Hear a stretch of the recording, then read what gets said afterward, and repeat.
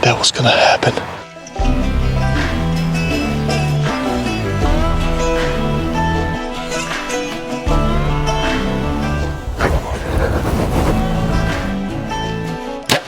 He's throttled too, son. God, thank you. I can't believe this.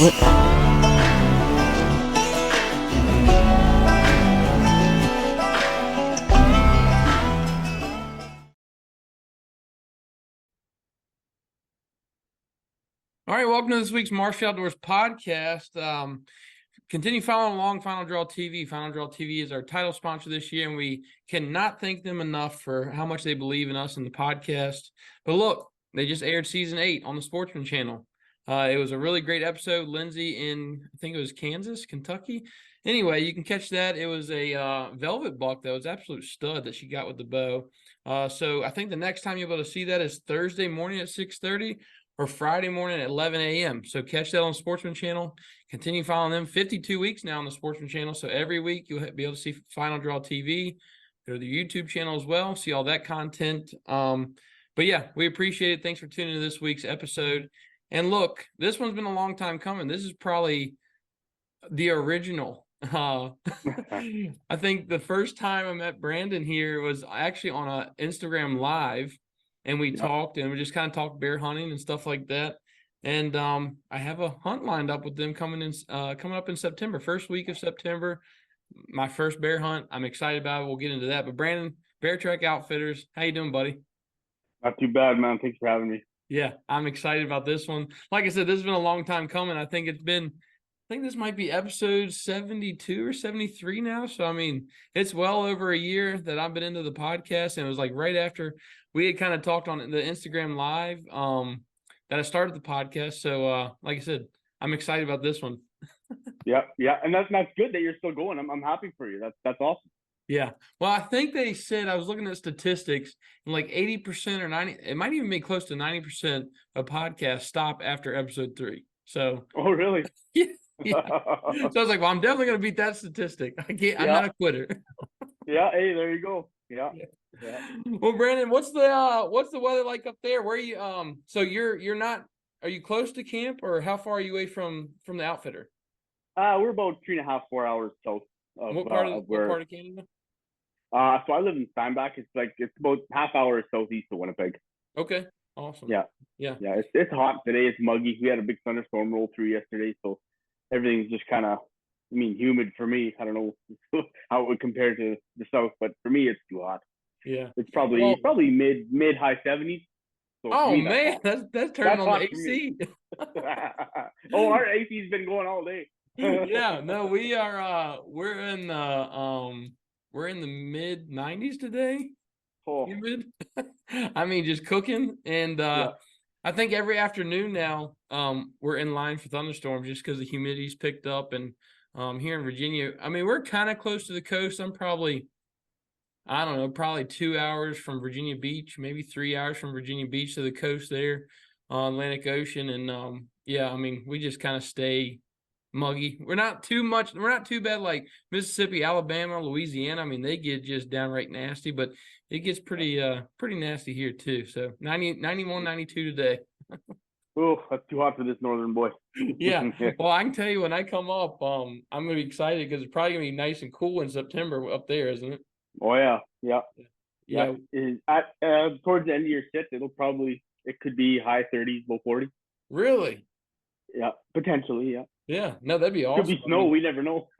So August and September, July, August, September are like, they call them the dog days of summer here. I mean, it's just worn out hot, nasty, muggy. That's when you get your big thunderstorms, your hurricane season's in. And so I will be excited to get away from that. I hope it's burning up here that week and I can just get away from it. Yeah, a little vacation. Yeah. Well, Brandon, let's talk a little bit about you. I'd love to hear a little bit about your past, kind of your upbringing, what really sparked your interest in bear hunting, and how, I've seen a handful, maybe 2 or 3 bears my whole life. And we've seen a few at the farm now. I'm actually starting to get them on camera here. They're starting to ease down from like the Shenandoah Valley. I'm not too far from the mountains there, maybe maybe an hour, but they're now in the last few years, we're really starting to see them push down into these agricultural areas and stuff like that. I'm getting them on camera, but not really seeing them in person. But so it's kind of like a mythical creature to me around here.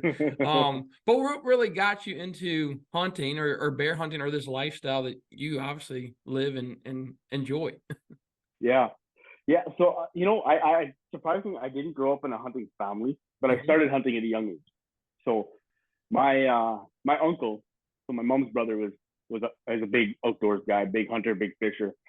And so he kind of introduced me to that at a young age. And so up here, you have to be 12 years old to hunt anything that's considered big game. And so 12 years old, I shot my first turkey. And before that, I grew up fishing. I shot a lot of small game, squirrels, rabbits, grouse, stuff like that. Yeah. And then 12 years old, I started hunting, shot my first turkey, whitetail, bear. And so bear has always been, for me, it's a different hunt. It's a very different feel to it, right? There's an added element of, I don't want to say danger because I don't want people to be scared of them, but there has to be that healthy respect, right? Yeah, respect is what I was gonna say. Yeah, and so and just the tactics are very different, and I see it again, and I saw it again this spring. Guys come up and they try to apply a whitetail tactic to bear hunting. Well, you can't really do that. I mean, there's certain principles you can carry over, but for the most part, you're hunting two very different animals, and just so that's always appealed to me. I've shot, man, I probably couldn't give you a number how many bears I've killed. And it's all been archery. Really? Archery. I with anything, I prefer archery myself. Yeah. Even whitetail, moose, whatever. But I'm shooting my bait, 12, maybe 15 yards away. Really? With a rifle. I don't know, it seems a little much for me, little right? much, little much. Yeah. So I prefer that archery, that especially if it's that close, and so it's why I love what I do now is because I've always tried to be a student of the game with anything, hunting anything, right?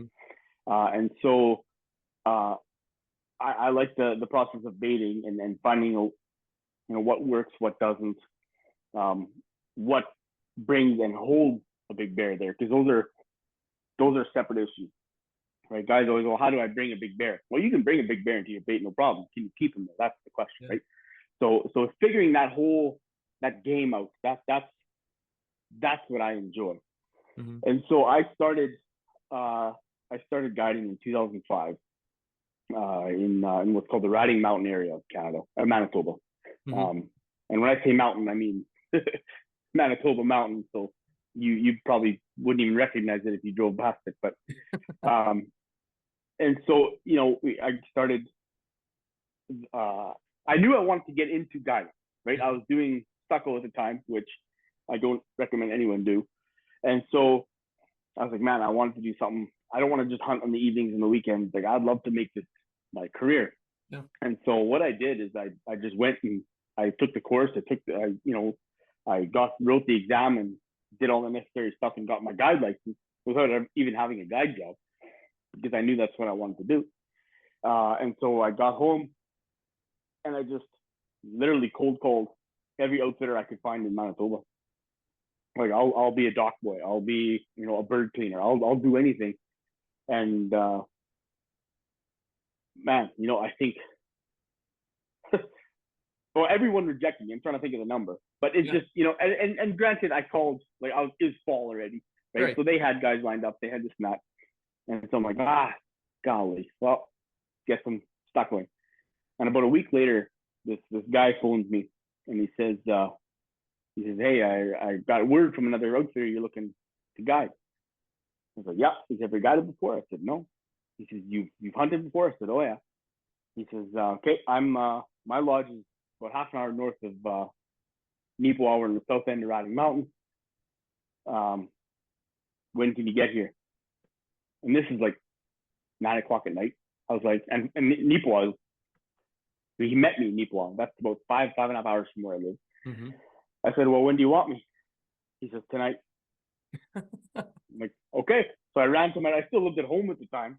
I ran home, packed a suitcase, and I'm like, all right, I'm out of here. And that was the start of and I never looked back.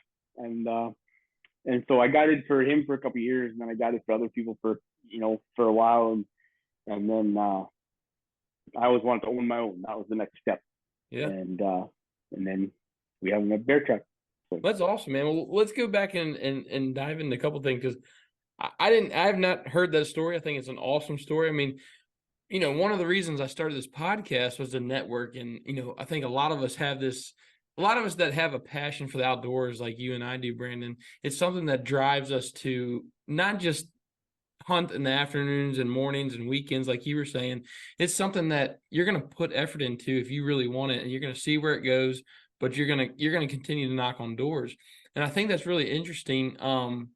What was that first year, or that first season guiding like with that new guide? I mean, it had to be different for you. You were thinking of expectations, but you're also probably just pumped up about being there. Like, hey, this is the dream I've been wanting. I'm living it.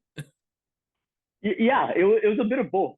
There was because I started as a waterfowl guide, which I've guided moose, elk, bear, whitetail, waterfowl. To me, guarding waterfowl is the hardest. Yeah.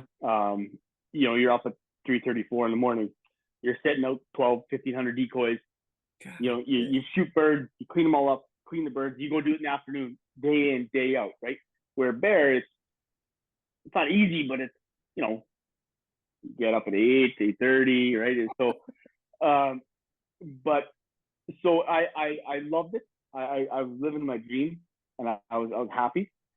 But there were days where I'm cleaning birds in the shed, because I'm the new guy, right? So I'm cleaning birds in the shed, and it's 12:30 at night, and I got 50 more birds to do, and I got to be up at 4 to help, to scout and guide, or to guide. And I just, what, because as much as I love it, there were days where it's like, man, this is tough. This is tough, right? And then when I was young, a little side note, I used to wrestle. So I went to this wrestling club, and as I'm cleaning these birds, I remember one thing my wrestling coach told me, everybody wants to be a beast until it's time to do what beasts do. Mm-hmm. Right? And so I'm like, you know what? I could be stuck one. Could be worse. Right? And so I knew it was what I wanted to do, and I knew I had my foot in the door. And so it would have to get a lot worse for me to call it quits. And it ended up getting a lot better. I ended up managing that and the big game side for him. And it just, when you love what you do, it hardly ever feels like work. It sounds a little cliche, but there's nothing else then and now I can see myself ever doing. So yeah, even in the rough days, you get through them. Yeah, no, that's awesome. I mean, what a story. I mean, that's a true, like, I know you're in Canada, but that's like the American dream success story. yeah. They should make a movie out of that. So hey, I'll even play myself. Yeah, there you go. There you go. Well, awesome. So, where did the idea of BearTrack come from? I mean, where did this start? Where did this originate? How did you get hooked up in this situation? And now it seems like it's thriving. And we're going to also talk about going through the COVID years, which I'm sure were tough. But let's go ahead and kind of roll into that a little bit. So I was back home and I was guiding at a local. It was closer to home, and I met Will in church, and then I said, hey, mind if I deer hunt on your property? Because he found out as a hunter, so he showed me a picture of a deer he shot, and I was like, oh, would you mind if I deer hunted your property? He's like, and it's Will, so he's of course like, heck yeah, man, right? And so we deer hunted for a while together, and I just was sharing guide stories with him. Like he'd always ask, and I'd share guide stories with him, and I kind of at that point I was pretty dead set on having my own operation, and so I kind of had my thumb on the pulse of is somebody looking to get out? Is someone looking to sell or this and that? And so I found BearTrack. It was because it was an existing operation. I mean, a lot smaller than it is now, but it was an existing operation. And I said, yeah, I told Will, I said, hey, I found this cool spot. Like, I'd like to get my own. And he's like, oh, that's awesome. And so we just kind of left it at that. And you can think it was even that night or the next night or whatever. He texted me, he says, hey, I just talked to Tara, his wife. He's like, if you want to do it, we'll do it with you. And so we went in together, we bought BearTrack, and it's. What year was that? Sorry? What year was that? That was 2017. Yeah. Okay. So just coming up to COVID, you didn't even know what was in front of you. I had no idea. Yeah. So, and now Will is, he's got his Bear Beans thing, and I run BearTrack, and we still have a great relationship. We're still good friends, and he's doing great things over there at Bear Beans, and so yeah. And then I just kind of took over BearTrack, and here we are.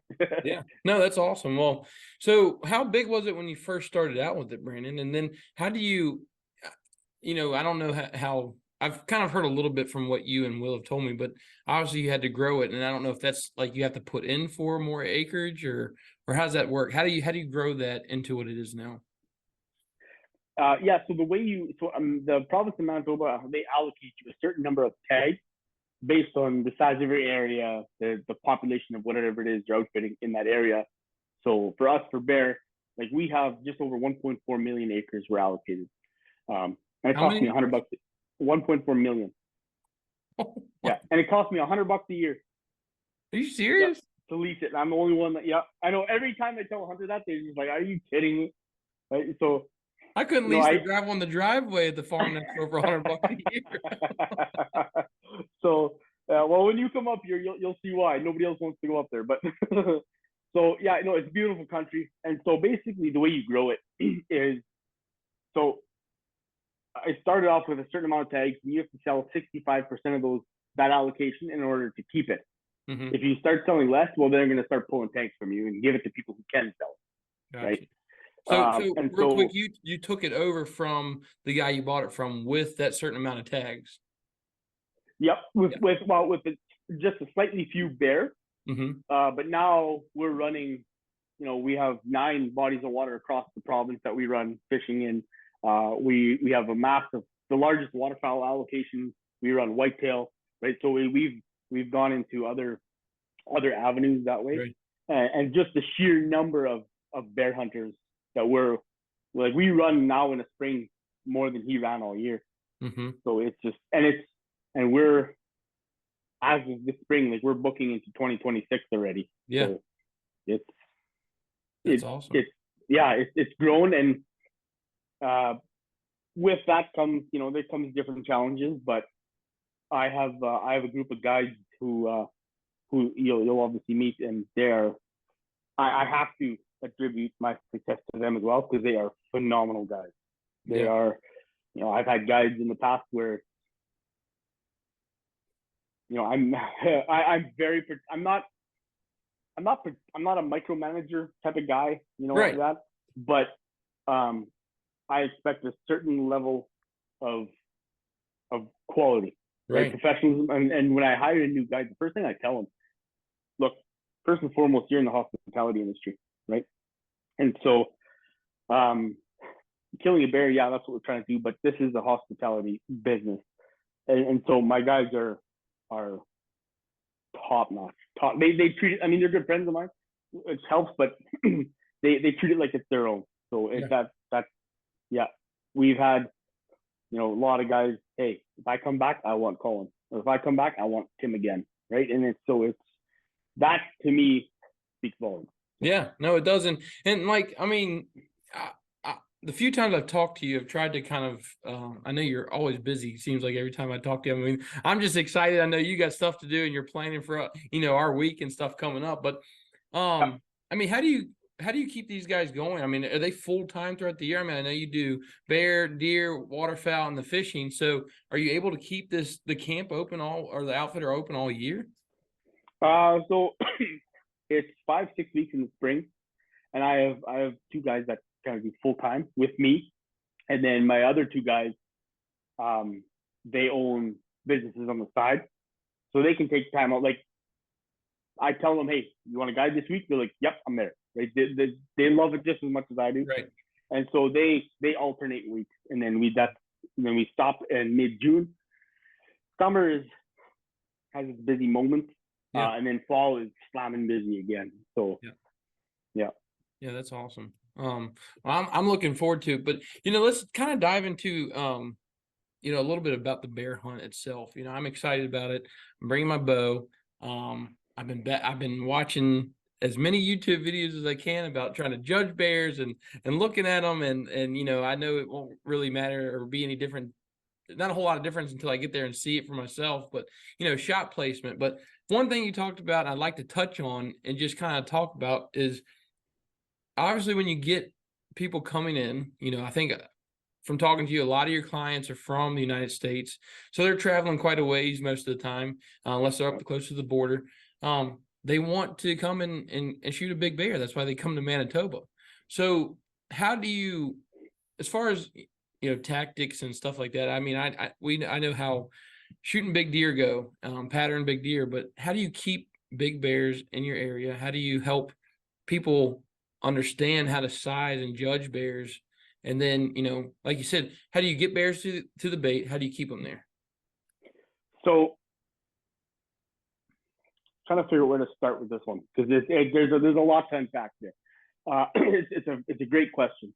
So getting bears to your bait it's hard, but it's not as hard as one might think, because they're a very naturally curious animal, right? Mm-hmm. So you have this vast expanse of forest in one spot that smells like peanut butter and anise oil. Well, right, they're gonna come. Right. So what I do is, let's say I start a new bait, okay? I'll do my e-scouting on my phone.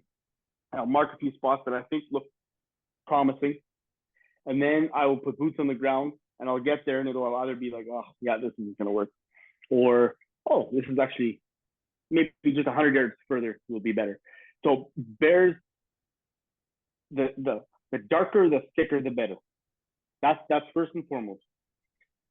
If you can find those spots where the pines are just where they can kind of slink around in the darkness, Mm-hmm. that's what you're looking for. They don't like open spaces. They'll cross them if they have to, but if there's another way, they'll take that way, right? Mm-hmm. And so I don't think of and here's the difference between whitetail and bear. I don't think of, when I set my standard set, I don't think of my entrance and exit, right? With the whitetail, you want to be able to sneak in, sneak out. Right? Right. With a bear, you're driving the quad into bait anyway, mm-hmm. right? So being that stealthy is not as big an issue with a bear. And so then I'll set up. Okay, and this is a point that a lot of people, when they set up baits, they overlook. What are the prevailing winds, right? Because I want that to, let's say, because in spring it's different than summer, and then it's different in fall, and at least up here, right? Yeah. And so when I let's say I'm planning a spring bear hunt. Well, what are my prevailing winds in the spring? Generally the south wind. So I want that prevailing wind to push that bait to send that bait to where the bears are, right? So if I have a bear bait and then here, and there's bush, and then there's like farmyards and little towns, and this is south wind, well, I'm not putting here because it's pushing that scent to where the bears aren't, mm-hmm. right? So I'm gonna go on the other side, or I'm gonna make it so I'm gonna set it up where, right? Does that make sense? Yeah. No. Yeah. So yeah, I understand. But a lot of people overlook it because they go like, man, I had that bait set for 3 weeks. There's nothing. Well, you might get a straggler come through, but right, like if you really want to start pulling a lot of numbers of bears, you got to think of that prevailing wind. And so I look at, so once I have that all set up, then bait, type of bait. Now, here's where there's no one way to do it, mm-hmm. right? You'll watch a YouTube video, oh, you got to bait with donuts. Oh no, you got to bait with popcorn. Oh, you got to bait with oats. No. All of them work. It'll eat. all work. They want to Yeah, eat. they want to eat. Yeah. So the mistake guys make is always trying to find the next best concoction. Mm-hmm. Once you have a bait and you start pulling bears, leave it. It's working, right? Don't change it. Just leave it. And so, because the two biggest things you want when you're baiting for bears are comfort and consistency. So we bait at BearTrack, and again, you'll see this fall. We'll bait. We leave camp at 10. We bait at the same time every day, right? Really? Because you bait at let's say I bait at 10:30, and then next time I come in at 12. Next time I come at 4:30. Next time I come at 1:15. Well, the bear, not only will they smell that you were there, they will smell when you were there. Mm-hmm. So in his mind, and now this goes to keeping a big boar there. The smaller bears might not care as much, but a big boar will be like, well, I never know when this clown's going to show up. Yeah. Right. So he that consistency is not allowing him to be comfortable. Mm-hmm. If he's not comfortable, he ain't coming in. So you establish that consistent schedule, right? Because when they know, oh, yeah, he was here at 10:30 again, then they know, okay, in their mind, he's not coming back because he's been here at 10:30 every morning. He never comes back. I'm safe now. I'm comfortable now. Now I'm gonna sit down and eat, and then hopefully that's the time you're in the stand, right? Yeah. So, type of bait, I don't use pastries. I don't use bread, anything like that. Not because they don't necessarily work. It's just when they get moldy. If your bait is moldy, your bear's not going to touch it. I don't care what it is. The second it gets moldy, they're not going to touch it. And when I'm running, 40 some bait sites, that's a lot to now. Okay, is this moldy? Oh, that one's moldy. Right now you're scrambling to. So it's just, if you run your own personal bait, you want to use a bunch of baits, go for it. It works. But on a large scale, like we're doing, it's just very inefficient. Yeah, makes sense. So we use trail mix. I order 30 to 40,000 pounds a year. Yeah, we trail mix, peanut butter, and then I order about 250, 300 boxes of gummies. And so the reason I don't break those out right away. So we'll use the trail mix because bears are picky.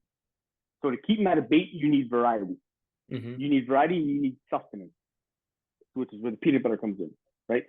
And so when I notice, I'm starting to see berries now. Like when I'm taking hunters in, I'm always kind of keeping an eye out. Oh, berries are starting to come in. Now we'll throw the gummies in so I can compete with that sweetness, right? So you awesome. kind of Never even thought change. of it. Yeah, so you change. You're not changing your bait. You're just changing your tactic. You're altering, right? And that process is what allows you to keep those bears coming in. Being comfortable. Yeah. Being comfortable. Yeah. Yeah. Well, Brandon, one thing, Virginia, we're not a bait state. We're not even allowed to bait in some of these counties, even all year, even mineral, because we've had CWD and stuff like that trying to walk into the state and stuff. But, a lot of people, they think about baiting, they think about food plots sometimes in a negative light. To be honest with you, I've never really baited. So my first experience with it was when we went to Texas. Morgan and I went last year to axis deer hunt. Mm-hmm. And I was like, going into it, I was excited. And this is free range animals in Sonora, Texas. And they had a track record of killing great big axis deer. And I was like, this can kind of be like shooting fish in a barrel, to be honest with you. That's how I was thinking going into it. And I was like, we'll probably kill one on the first night. And then what are we going to do for the next 3 days? I guess hunt hogs or this or that. But when I got there, yes, you will see a lot of axis deer. You'll see a lot of whitetails. You'll see a lot of different animals, some of their other exotics that come in and out. But the big, mature axis deer, they would check wind still. They would know when something was different. They would know when they were uncomfortable. And you might not see one. even with the bait out there. I mean, is that the same how people kind of maybe come into the perception of this bear hunt, and then once they get there, it's not the reality? Oh, 100%. 100%. Yeah. And you accompany that with the fact that a bear's nose blows a deer's nose out of the water. Really? Like, it's not even close. Yeah. Oh, yeah. Their sense of smell is there's an old native proverb up here. It says, an eagle will see a leaf fall, a deer will hear a leaf fall, but a bear will smell a leaf fall. Right? So their sense of smell is I tell hunters all the time, I says, the very first time you lay eyes on that bear, he's had you pegged for a long time. Really? So, oh yeah, but no, you're exactly right. Like, guys come in and they think it's, oh yeah, I'll just have my pick of the litter, right? Right. I'll be seeing bears all night, every night, and I'll just pick the one I want. No. One of the, I give an orientation on Sunday night when everybody first arrives in camp, and one of the things I tell them, I said, guided doesn't mean guaranteed. The only guarantee I make is that me and my guides will bust our tail for you. That's it. Because at the end of the day, it's a wild animal, right? And so, we're not in a high fence. They're not, I mean, our allocation is 1.4 million acres, but the nearest town is car ride 3 hours away. Right? So there's nothing. So, we can do what we can, but at the end of the day, it's a wild animal. And so I've had guys comment a lot, halfway through the week, they're like, and then on top of that, they see how much work we're doing maintaining the base. They're like, man, I didn't realize it was hard. Like, I didn't realize there's this much to it, right? Right. And it always strikes me when, you see, I never respond to any of it, but on social media, you see people, I'll look at somebody's post and, there's always that one guy, baiting's not real hunting. Right. My first thought is, you've clearly never done it. Yeah. Because it's hard. It's hard. Yeah. Yeah. Yeah. No, I mean, like it blew me away the first night. So the first night I was in Texas, and this is just kind of giving you a backstory on my first experience with the baiting. There was an open field, a small creek with a hedgerow, some cedars in it, and then another open field where our feeder was and our blind was. Morgan and I were sitting in that the first night. Well, the guide, his house was in that first open field. And so it was just me and Morgan, and then another couple were in camp. So once they put us in our stands, they went to their house, and the guide had been seeing a hardhorn buck a lot coming to the feeder we were at. And he saw the buck work across the field, work down into the creek right behind us. The wind shifted, blew right down into that creek, and that hardhorn giant axis deer stayed right behind us the whole time. We never knew it. Would never have known he was there, except the guide sat there and watched him. They thought we were going to kill him, and then all of a sudden the wind started hitting them in the nose, and they're like, "Nope, that ain't going to happen," and it didn't. Yep. And so it's just interesting. I feel like we get enough negative spotlight from anti-hunting groups and stuff like that. I just don't understand why people don't, one, either mind their own business, or two, don't knock it until you try it, to be honest with you. Yeah. Don't knock it until you try it. And you know what? If it's in line with the local, wherever it is, local guidelines, regulations, who cares? Who am I to tell someone, oh, you shouldn't have shot that deer, or you shouldn't have shot that bear, or you should actually hunt this way. If it's legal, and who cares? Right? So talking about legal, so what are there's a minimum on the bear, and then like what are those kind of regulations when you're coming into the hunt? So there's a legal minimum, and then there's my minimum. Right. So legal minimum is 45 pounds. So 45 pounds. That's a little beer. That's a squeaker. Yeah. So and the reason it's 45 pounds is so a sow will keep a cub for 2 years. And when she kicks them out, they're roughly, some are obviously bigger, but they're roughly that size. And so then they're a legal bear. Well, my minimum is far higher than that. Yeah. So, I mean, if you shoot a 75-pound bear, I won't be too happy with you, but you're legal. Yeah. For me, I tell hunters, so we have the 55-gallon drums, and they have that second rung about 3/4 way up the barrel. Mm-hmm. I always tell the hunters, if his back is, when they're on walk by the barrel, if their back is higher than that barrel, you got yourself a shooter bear. Yeah. If he's at the top of the barrel, you dang well better shoot him or I'll find someone who will. Better start flinging arrows. Yeah, you better let one go. So, it's yeah. And you know what? A 250, 260-pound bear is a respectable bear anywhere. Mm-hmm. For me, for what we have, that's you're on the smaller side. Mm-hmm. I like to see, 280, 300 and up. Mm-hmm. But at the end of the day, I can put you on a bait that has those bears, but what you pull the trigger on, I can't control that, right? So, I've dropped guys. I look and I'll say, look, you got a 400-pound coming in at about 830. There's about a 320-pounder coming in about 730, right? So and there's a few other kind of boo-boos on the base, but those are the ones. And you pick them up, and how'd it go? Oh, I shot a bear. And you walk up to this 200-pound. You're like, Like, I'm happy for the hunter. Don't get me wrong. I'm happy. Right. If they're happy, and if that's the bear they want, great. Let's celebrate with together, right? But as a guide, I want to see those mature boars get taken out. Right. So, but right. Well, like I said, I've been trying to study a lot on it because I don't want to, obviously I don't want to mess up. I'd love to shoot a giant bear, but I'm there for the experience, man. This is going to be, a hunt of a lifetime for me. And, I was talking to Bryce today, one of the guys I work with, and we were talking about the podcast tonight and just this and that. And I showed him one of I guess it's a cinnamon or a phase bear that the small town hunt guys. This year? Yeah. Keith. Yeah, I saw it on their Instagram, but it was like a colored phase bear.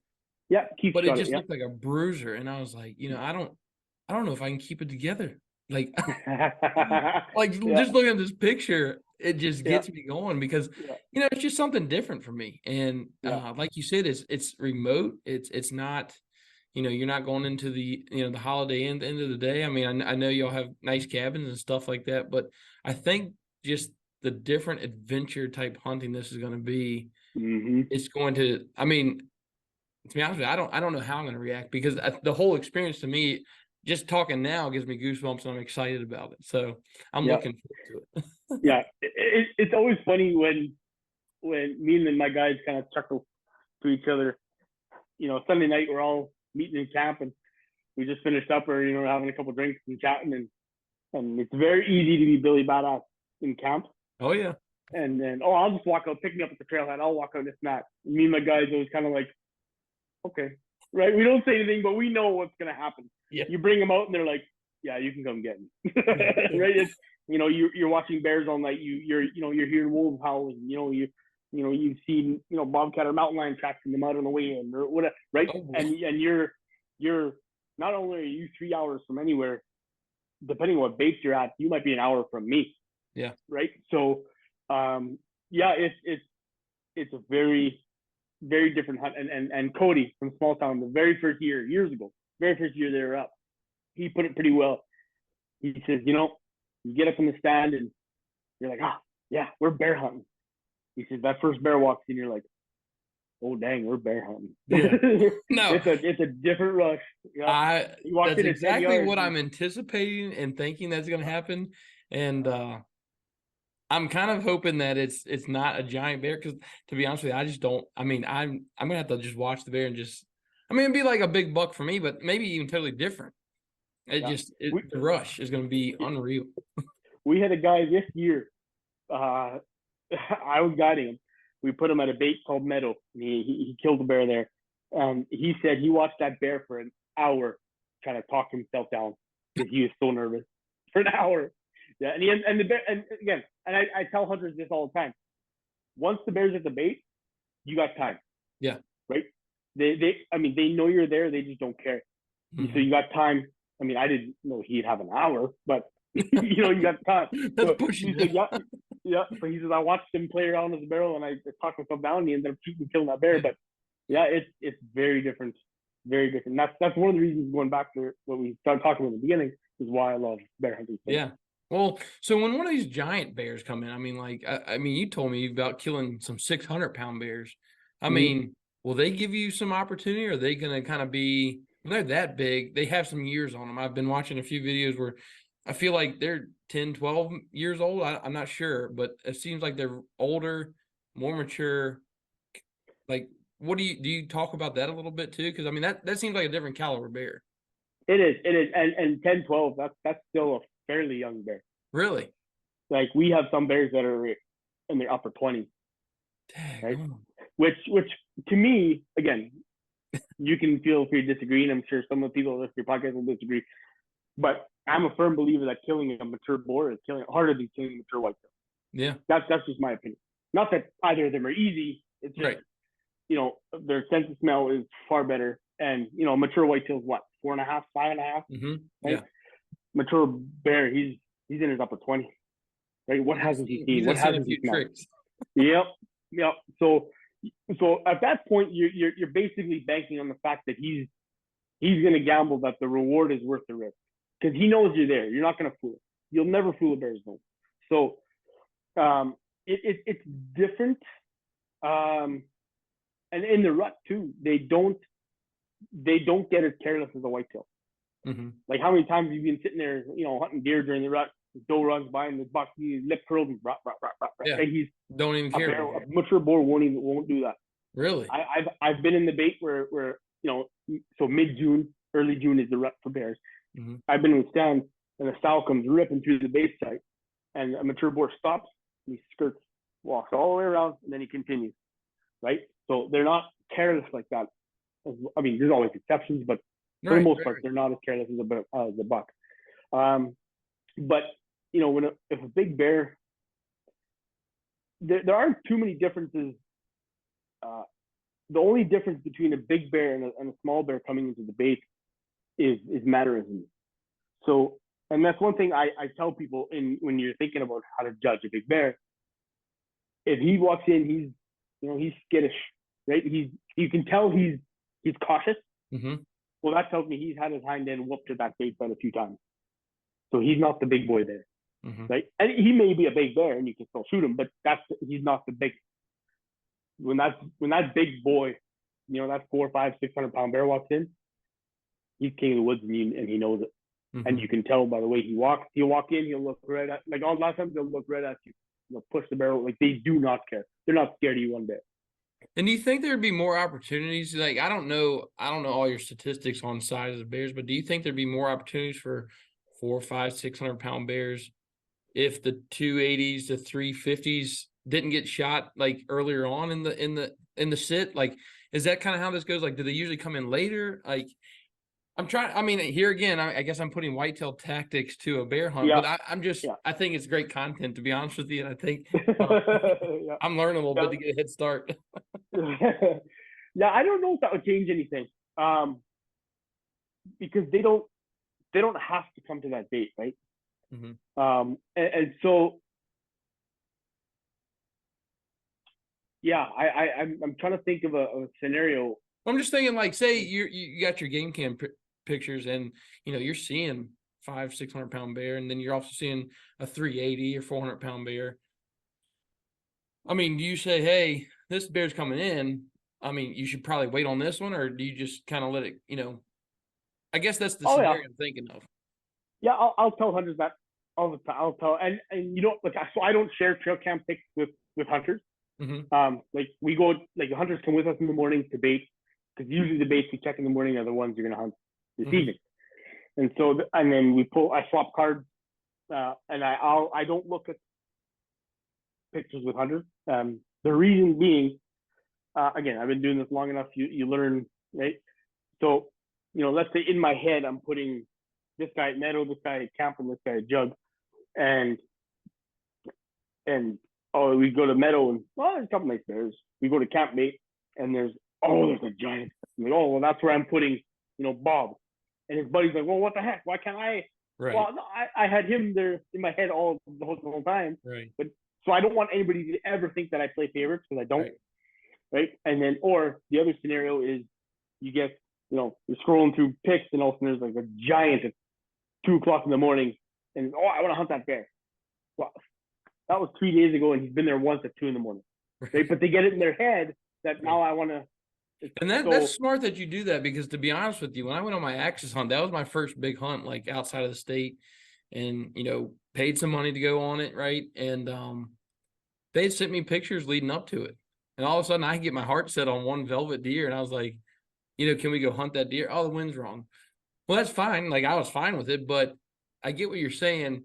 Once you see that deer or that bear and it's at a certain stand, hunter gets their heart set on it, and all of a sudden it becomes like, you're going to cater to me. I've seen it. Let me go after it. And it can become a real bad issue, I'm sure, with multiple hunters in camp. Oh, yeah. And you do that. I'll send you, let's say I send you a couple pictures of, 400, 450-pound bears, and you come up and Monday you don't see nothing. Tuesday you don't see nothing. Wednesday you see a couple small bears. Now you're like, okay, well, what? Right? Where does it stand at? Yeah, and they may have been legitimate pictures, but that bear, he might have been long gone by now, right? Right. So it just, to me, it causes a whole lot of problems that are easily avoidable. Yeah. So yeah. No, that's interesting. And are most of your hunters bow hunters, or they bring guns? And we're about 50-50 split. Yeah. Yeah. Yeah. So just real quick, just give me a rundown of the week. I mean, so and why don't we hunt bears in the morning? Because I noticed that as well. Bears are naturally a nocturnal animal. Mm-hmm. They move later on during the day. I mean, yeah, do they move in the morning? Of course, right? But they're not as active in the morning as they are later on in the day. Mm-hmm. So that's the one reason. So the rundown of the week, hunters show up.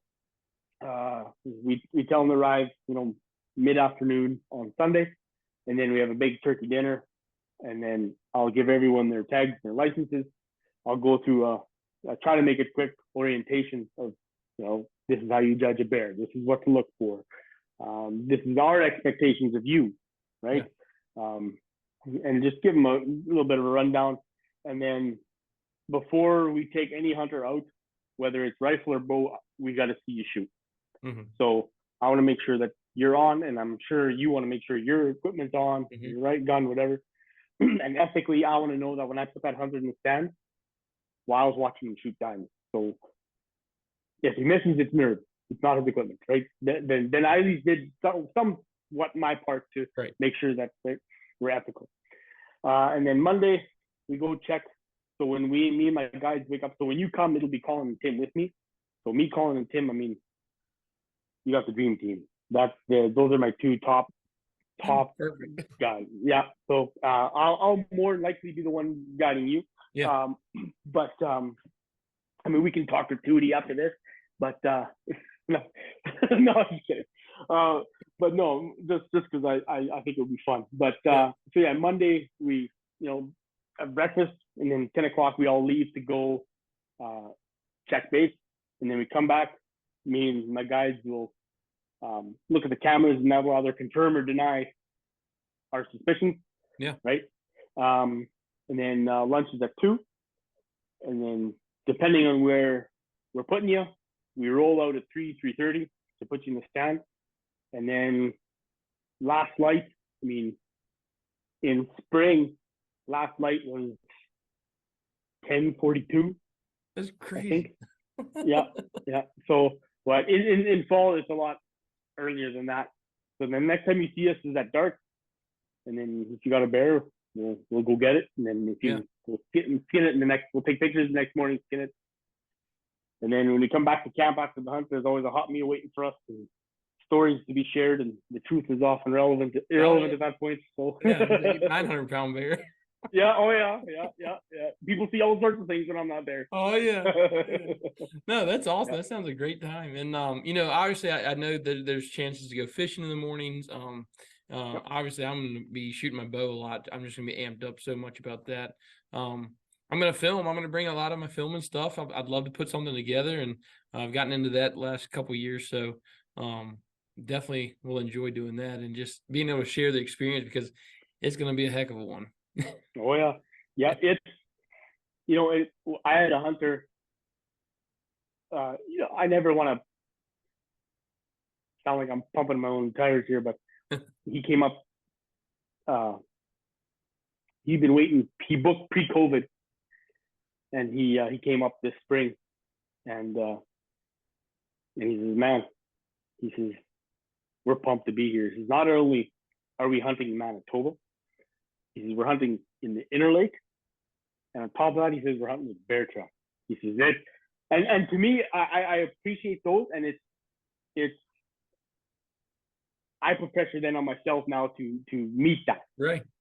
We've built the reputation we have, and now it's which is why it goes back to which is why it goes back to with my guys, like, you better be on your A game, right? Because and so Thursday night he had seen bears, but he hadn't killed one yet, and we were just about to pull into the trail for the hunt on Thursday afternoon, and he's like, "Hey, Brandon, you want to stop, turn the quad off for a sec?" I'm like, "Okay." So I stop, I turn the quad off. He says, You're probably thinking like a whole bunch of I'm thinking, what in the world's going on here, right? So, and he's sitting behind me in the quad, and he goes, we've been waiting years for this. I was like, "Yep." He says, "I just want to let you know, regardless of what happens tonight or tomorrow night, I could go home right now and it's been worth every second." I was like, "Man, I appreciate that." Right? So, and that's, and he ended up killing a killer phase that night. So I was like, even better. Right? But, and they're coming back, right? We've had so many guys who, "Oh, this is a bucket list hunt for us. This is a bucket list hunt." And they've come every year since. That's so awesome. It's, and to me, that I love, because you form those relationships, right? And, and it's, we try to make it, and you'll experience it when you're there.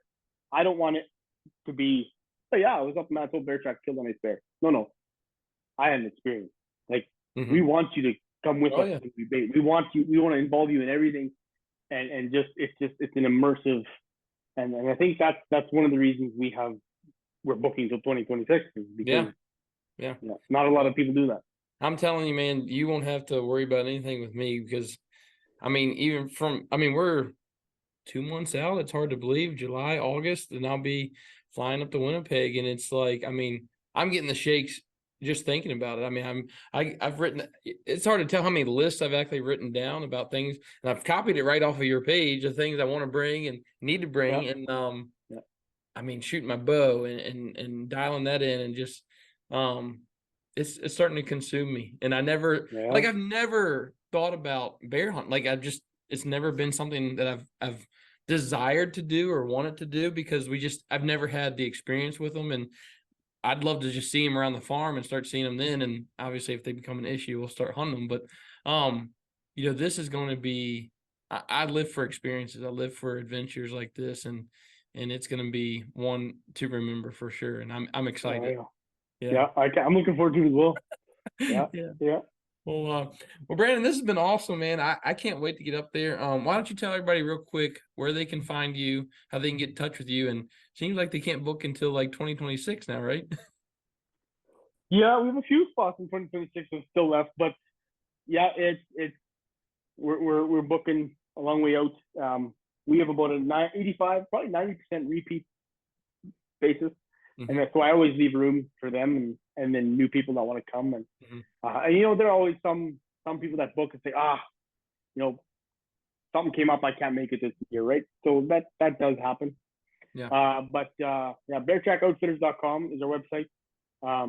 BearTrackOutfitters12@gmail.com is my I answer that email. BearTrack Outfitters and Instagram. That's reach out, and I've watched some of the small town hunt guys, that their shows they've been filming up there. And so if you want to get a little look at what BearTrack has to offer, they got some great footage out on their YouTube channel. Well, Brandon, I appreciate it, man, and I'm looking forward to it. Cannot wait to get up there and spend a week with y'all. And everybody listening can check out BearTrack Outfitters. If you want to try to get a hunt in, talk to Brandon, see if you can't book one up. Continue following the Marshfield Outdoors podcast. We appreciate all the support.